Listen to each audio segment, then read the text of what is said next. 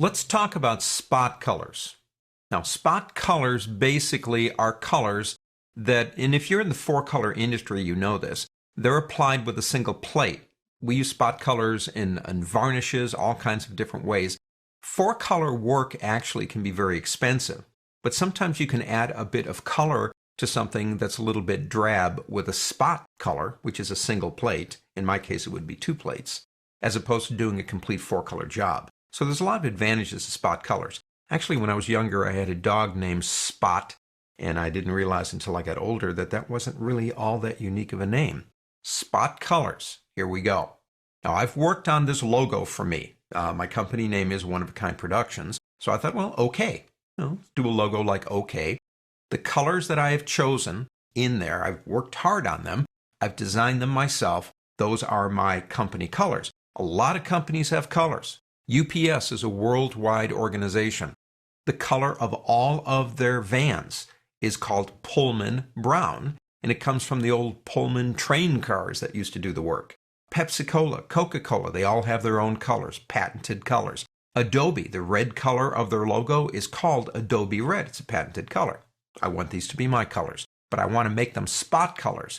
Another question to ask here is, why is that necessary? I mean, can't I just tell my press operator I want two plates and there's the colors and go ahead and print it? When you create a spot color, what you're doing is identifying it as a unique plate for a press operation. That's why we do it. Let's start out here. Let me move my swatches over. Okay, and this actually is the default swatch panel. It's got all the defaults in it. I want to start, say, with this one right here. So I can select it. When I select it, it becomes the color over here. I can click the button right here. New swatch. Opens up the box. We'll call that Logo K. Change it from a process to a spot. Now notice what happens to global. It gets checked and it gets grayed out. Why? Because a spot color is unique. It can't be changed across the board.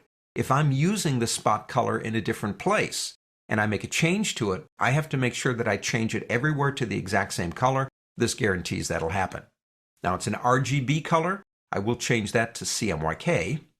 Typically in spot, that's what you're doing. And I'm going to leave it exactly the way it is and just click OK. Now you'll notice a difference in the colors. We have a dog ear at the bottom and a little black dot inside that dog ear. If you see the dog ear without the dot, it's a global. If you see the dog ear with that small black dot, it is a spot color. Okay, take that back down. Let's go ahead and do the next one. And let's go ahead and click New. And we'll call this one Logo. Oh, my names are just wonderful. Process color, spot color will be CMYK. And, well, that's it. Go ahead and click OK. Now, I do want to change this, so I'll go ahead and select it down here and then choose my spot color, whichever one I want to use for that.